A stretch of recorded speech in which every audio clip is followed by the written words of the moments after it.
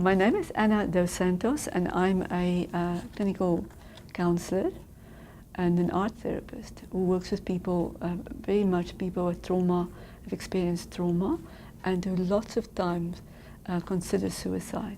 This video is for settlement workers who are working with immigrants who might have suicidal ideation, or might think about suicide, or might actually plan to commit suicide. And the reason why we have this talk is because we want to help you, the settlement worker, gain a knowledge about what is suicide, what are the risk factors, what are the protective factors that we should be aware of, and just generally to get a better knowledge about this important issue of suicide that impact our society to such a great extent. Approximately 11 people will die and end their lives by suicide today in Canada. That equates to 3,500 Canadians who will die of suicide each year. Now, the number doesn't sound so much if we think about it, but if you really probe deeper, the realization is that there's more lives lost each year due to suicide than from traffic accidents and homicides combined. Awareness about suicide is therefore essential to change behavior. And as settlement workers, you need to understand why people consider suicide and why people attempt to take their lives. Suicide occurs across all ages, economic barriers, social and ethnic boundaries. Interesting though that males die by suicide more than 3 times as often as females. Now, studies on the rate of suicide in the Canadian immigration population have given us some conflicting results, because of the fact that they come in and they live here for a while and then they commit suicide. What we have now discovered is that the suicide rate for immigrants correlates to the suicide rate of the homeland, where the people actually come from.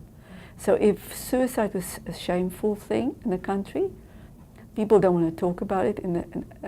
Some immigrants will not talk about it. People who commit suicide, and where it's a thing where people do that on a regular basis, they will do it. And it really depends on how they see suicide. In terms of transitioning, people, they have lost their country, their culture, they have to leave it behind. They move to a different culture. They sometimes, most of the time, leave their loved ones behind. Then they come to a new culture where everything is different. The language is very often not even what I speak. Then I have to transition to a new job. Most of the time, people have to retrain. All those events add up to stressors that eventually all people who commit suicide, if you add all those stressors up, it does play a role. And unless people have hope, and unless people have gone through the loss of what they left behind successfully, they will have thoughts and feelings of committing suicide.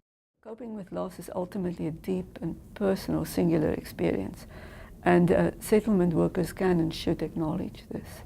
And they can assist their clients to be there to support them during this time and just give them some comfort and support. Because the thought of leaving everything behind and come back and now this is a new country, if you don't have your support very well intact alongside you, suicide and depression can just take over, and the longing for that which I've lost can just become a voice that is droning everything else out. Think about the stages of loss in 3 phases. The first stage is that acute incident that happens immediately at you in the moment. So that's your that's your initial shock phase. That is where people come to where the critical incident takes place, and the shock hasn't sunk in yet. That's your first phase. At that time, you feel anger, you feel you want to negotiate, you want to, you're numb. It's all the stage of, that's the first stage. Once that first stage is over, and very often we think of it like my life being in a river, and my normal, the way it used to be. When shock sets in for the first stage, it's when I hit the waterfall. And then when I fall down and I tumble down, I enter into the second stage, which is the stage or the phase of disorientation. At the phase of disorientation, that's where suicidal thoughts no longer just become ideation. That's where suicidal thoughts and how to do it becomes, how shall I plan it? Because it's too difficult to just, I can't survive. So that's my second stage of the period of disorganization. That is when loss becomes a reality. At that stage, people feel anger, they feel aimlessness, anxiety, apathy, confusion, depression. They fear and afraid for the future, forgetful, a lot of guilt because of what happened in the past, hopelessness. They isolate, it is too much. They feel physical distress, loneliness, and despair sets in. They lost their faith. Very often, if the faith and the core values are shaken, suddenly everything that I believed is no longer working. So at that stage of transition on disorganization, do you see how easy it is for suicide to just become part of my thought pattern? And that's the stage where settlement workers should really give attention to what the clients say and what they don't say. Now, the final stage of change or loss is where they've gone through this disorganization and all the numbness, and they can breathe again and a new normal sets in. Now, my life is not the way it used to be, but I've accepted that. The signs that settlement workers should be aware of, just to be aware of and to think about when suicide becomes an option, is when people talk about suicide, or they talk about killing themselves, or sometimes talking about killing somebody else. When people begin to give their property away, or when they disregard what happens to their personal property, that's something you should be taking notice of. When people withdraw from activities and from friends, when they isolate, when they move away and isolate, when they experience consistent problems in significant relationships, when it happens over a prolonged period of time, consistency of problems over a long period of time, there can come a time where people begin to think this is not worth it, because relationships are important. When people, when you know them in the past, suddenly act bizarre or out of the ordinary, and you remember what it was like, and how do they act like this now, that is a sign, what's this bizarre behavior? What is this behavior that's outside of the ordinary? And begin to probe and ask more questions. When people get in trouble for misconduct on a regular basis, and it happens over a prolonged period of time again, sign that you should be aware of. Finances. When people experience consistent financial troubles. Finances are very, very high. Financial problems, economical problems, high on the scale for a stress indicator and a suicide indicator.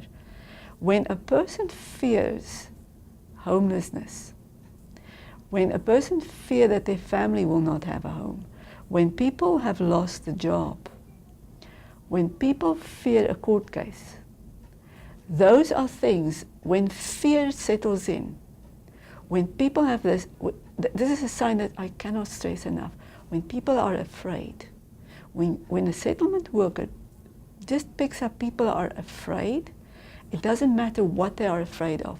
When the fear becomes so much that it takes everything over, that's a definite sign that you have to begin to probe deeper and deeper.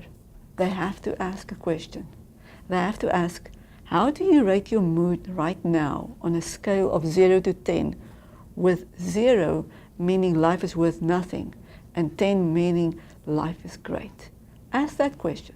How do you rate your life right now if it's out of 10, if great life is 10 and 0 is nothing? Where do you rate it?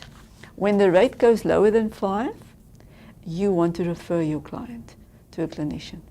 If the person say, my mood is 5 or under, you say, and you ask, have you had any thoughts of suicide or harming yourself?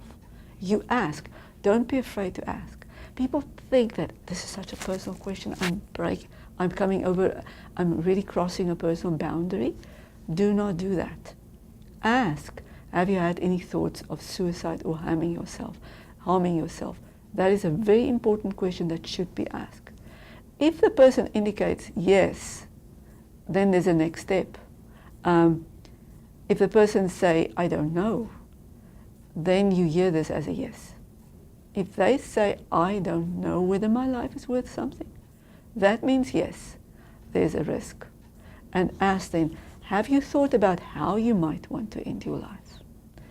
That gives us a different level. This gives us that people have not only think about it, there's now a plan in place. If the person says yes, they have thought how to do that, risk has increased. And then you can ask, what have you thought about how you might do it? Become really curious. If the means is effective, and if it's jumping down a cliff, that means it's effective. If it is running in front of a car or vehicle or transport, that's effective. If it's ineffective, like I'm going to cut my risks, or you know what, I think I should take some medication, I will overdose, it's less risky. However, it's still a risk. It takes it to the medium risk. But if it means it's lethal, like I'm going to use a gun, I'm going to jump off the bridge, that risk is high. You cannot leave that person. The thought of when should we immediately refer a client to a counselor? When a person talks to you about suicide, or they just hint about life is not worth living anymore, that's when you refer them to a clinician. When a person has a plan, or they're just joking, they say it's so easy, that's what you can do, that's a red flag right there and then, and you refer them for and if people have a desire to die, where they express, oh, it's going to be so much better in a different place, when the desire for death becomes prevalent, refer them to a counselor. The one thing that we need to remember, that if we have risk factors that can add to suicide, there's also protective factors. And if protective factors are in place, the risk for suicide diminishes. Now, what are protective factors? And that's important to know. The most important factor to protect a person is when a person is in a relationship, that they care for people. If they have hope, if they have a desire for the future, if they dream about tomorrow, if they have plans for tomorrow, if there is activity that draws them towards tomorrow, that is the highest protective factors that we can have. Also, if they are healthy, if they're emotionally healthy, if they're physically healthy, if they feel they can come against the obstacle and they can conquer, those are the protective factors that diminishes the risk of suicide. One number that they can phone, and which we have to have available, is just 1-800-SUICIDE.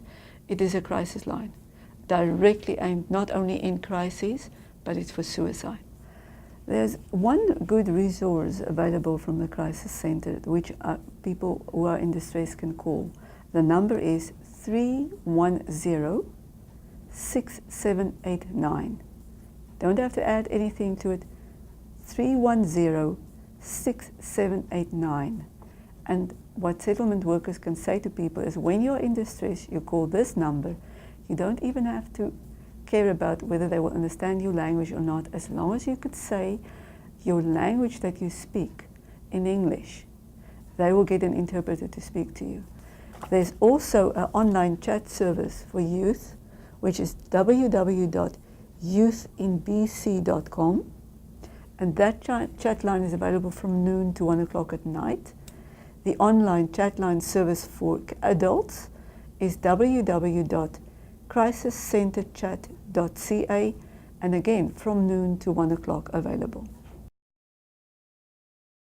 Most people who die by suicide give definite warning signs or experiencing thoughts of suicide. If we are aware of it, especially settlement workers, we can be aware of it. We can begin to look at those signs, but we cannot take responsibility fully when a person decides to take measures in their own hands and end their own life. First responders need to know that because of compassion fatigue, it can set in so quickly, and because you constantly give of yourself, it is paramount that settlement workers know themselves, that they know how they prefer to think, that they know what they need to do to take care of themselves. Remember, you can't say every person should take time off in nature. Not everyone has that kind of desire for self-care, but all people want to be in relationships. So they should self-care by taking care of themselves physically, emotionally, mentally, relationships, psychologically, what they eat, whether they sleep enough, do they do enough exercise, do they get a distance away from the work that they do. It is absolutely paramount that people take care of themselves.